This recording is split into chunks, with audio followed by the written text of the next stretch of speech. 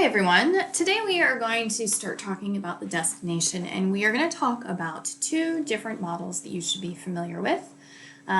Those of you who are tourism students, you'll be learning about these a little bit more in later classes that you take, but all of you should be familiar with these two basic models. As we start talking about the destination, there's a couple of things for you to really keep in mind, okay? When customers or when guests come to a particular destination, they look at the entire destination as a bundle of benefits, okay? They don't look at the hotel being separate from the restaurant, being separate from the tour guide, being separate from the public transportation that they take. They look at all of these together, okay? So, because of all of these services being looked at as a big bundle of benefits, it's important to take into consideration that you have all of these different stakeholders within the destination. And these stakeholders, while yes, they are competitors, they also have to collaborate with one another to offer what we call a seamless guest experience, okay? So they're all working together to make sure that the travelers feel like their needs have been met. So we're talking not just about marketing a destination together amongst all these stakeholders, we're also talking about management of a destination together with all these stakeholders.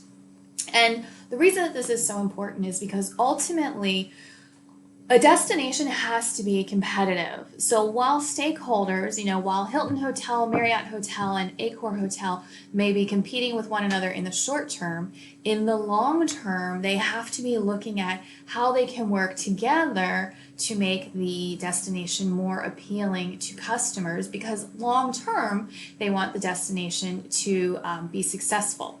Okay, so as we are thinking about that, first we're going to talk about what we call Leap Year's tourism system.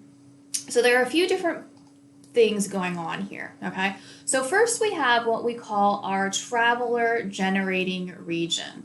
This is where our customers are coming from. So here in Australia, some of our big traveler generating regions are the UK. We have lots of people come here from the UK. We have lots of people come here from America. We have lots of people, of course, come here from China.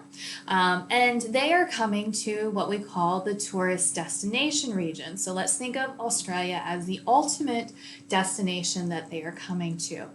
But they are having to transit through some area, okay? Now, our tourists that are coming from China, most of them are coming here directly from China.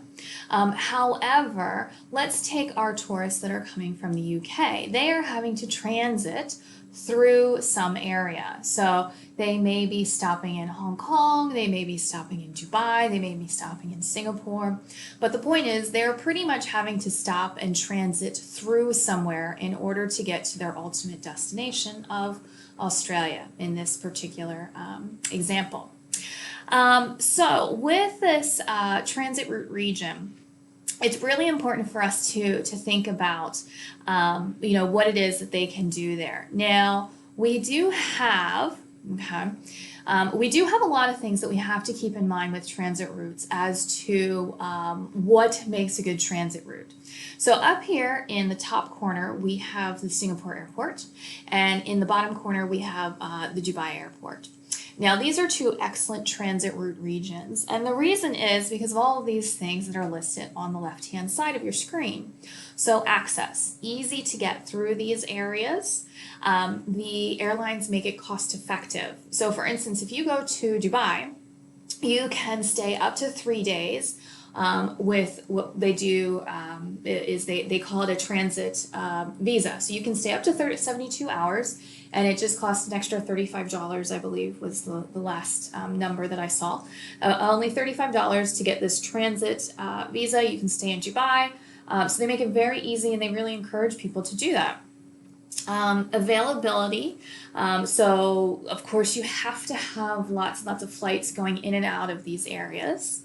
I'm going to talk about carrying capacity in your next lecture, so let's just leave that for a minute. But we also do have the reliability, the comfort, and then the attractions, okay? So the reason I put these two pictures of the Singapore and the Dubai airports is because these two airports have essentially become attractions in and of themselves. Okay, so you can go shopping, you can go to the movies, you can play golf, you can go swimming, you can go to the gym in these airports. There's lots and lots of things to do. So even if you are, stuck, quote unquote, stuck in one of these two airports, for 24 hours, you've got a million different things that you can do. So ultimately, it's very comfortable for the guests that are coming in and out of there. They really don't need to leave the airport, but both of these countries do make it very easy if they would like to spend their time outside of the airport in their transit route. They can certainly do that. So these are things that we're really thinking about. Now, we are going to be talking a little bit about push and pull factors. So what pushes somebody away from where they live. Something that's pushing them away from their generating region, and something in the final destination that's pulling them there. But we're going to get to that in a little bit later, not right now. So that's Leap Year's tourism system. Now let's move on to what we call the destination mix. So every destination has to consist of 5 elements, all right? So these 5 elements are attractions, facilities, infrastructure, transportation, and hospitality resources. Now, each and every destination that you've probably ever gone to, if you think about these 5 elements and apply them to those destinations, you will certainly be able to see that they meet all of that criteria. They may fall short in one area, so they may have really amazing facilities, but not a whole lot of transportation available or something like that. But all of them are going to have a mix of these 5 elements. And one of the things that we often talk about when we're considering these elements is the fact that a destination, because of the stakeholders working together, all of these bits and pieces come together. So I'm going to give you kind of an extreme example of North Pole, Alaska.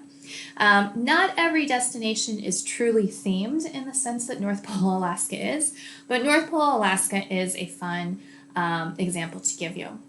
So for instance, element number 1, attractions, which includes events. So of course, attractions, these would be your tourist sites that you're going to. So for instance, in North Pole, Alaska, they have Santa Claus's house. You can go see Santa Claus 365 days of the year. You can see where he and Mrs. Claus live. You can meet all of the reindeer. You can go shopping. You can, sit on his lap and tell him what you want for Christmas, regardless of what season it is. Even if it's July and it's 45 degrees outside, you can do that. So that's one of the big attractions there. Okay, so attractions and events are typically the easiest thing for people to think about. So I'm just going to go speed through that a little bit. We also have what we call facilities. Now, facilities are going to include all of these facilities that need to be at a destination to service customers when they're away from home. So these are your lodging facilities, so wherever they're going to stay for the night. These are going to be your food and beverage facilities, and then any other supporting facilities and services. So it might be souvenir shops, it might be guiding services like sightseeing, visitor information centers, recreation facilities, parks, all of that. Now, it's important to note the fact that facilities, they support tourism growth, but they do not guarantee tourism growth. So that's why typically these facilities are developed either at the same time or after our attractions are developed. And it's really important to keep in mind the fact that having facilities does not guarantee that you will attract visitors. So I don't know if you're familiar with the movie Field of Dreams. I highly recommend it. It's an awesome movie. But in that movie, the main character is told, if you build it, they will come. So let's take a quick look at this. If you build it, they will come.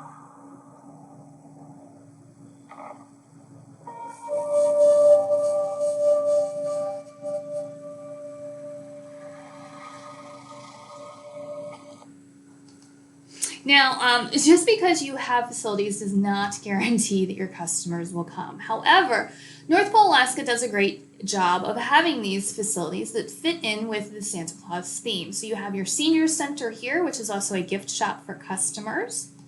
If you go into any of the hotels, regardless of time of year, even if it's, July and it's very hot out, it's always decorated with your Christmas tree and all of your Christmas socks and ornaments and all of that. Here is all of the street signs, or Santa Claus Lane and Kris Kringle Drive and those sorts of things. And of course, also your restaurants are also themed as well. Now, infrastructure is another aspect of your destination. You have to have that infrastructure in place. So if you don't have, and this is something that we think about with emerging and newer destinations, if you go to a very small village in the outback, or in Africa, or an undeveloped area, they may not have a lot of water systems and communications. Power or sewage may be a problem, but it's really important that you have these things in order for a destination to be successful. So that's why I'm saying a lot of times destinations have most of the elements, but they haven't necessarily perfected all of them. So as you can see here in North Pole, Alaska, they've got your post office, so you can send your postcards to everybody telling them that you met Santa. As you can see on that other picture over there, all of the street lights are decorated as candy canes. So we certainly have our infrastructure that we're thinking about. We also mentioned transportation, so whether that's rental cars, whether it's public transportation, whatever that may be. And then finally, we have what we call our hospitality resources. So this is that Santa Claus house that I was mentioning to you before, where you can come and you can meet Santa at any time of year. Hospitality resources is more than just the service providers and the people that work in the tourism industry. It's also the residents. And the residents can make or break a customer or a guest's experience. So for instance, if you're walking down the street and as a tourist and you ask a resident, how can I find XYZ, and the resident is very rude to you, that can really impact somebody's view of the destination. Now, we're going to be talking about customer service a little bit later on this semester, and how that can really spoil an excellent visitor experience. And the reason is, even though the tourists will understand, oh, this is a resident, this is not somebody who's working in the tourism industry, like I said at the very beginning of this lecture, tourists look at destinations and they look at tourism services as a bundle of benefits. So they don't see these as all of these different individual interactions. They look at them together. So later on this semester, I'll give you some examples of how different destinations train their residents to make sure they understand the importance of tourism in the area that they live in, so that these residents are treating the tourists well and helping them out and providing those hospitality resources to make them feel welcome. So this is the first bit of what we need you to know about the destination. So make sure you're comfortable with Leap Year's tourism system. Make sure you are comfortable with the destination mix and how you would apply that to a destination, because these are tools that you will use multiple times, both in this class and then in future classes that you are taking throughout your BIDM degree.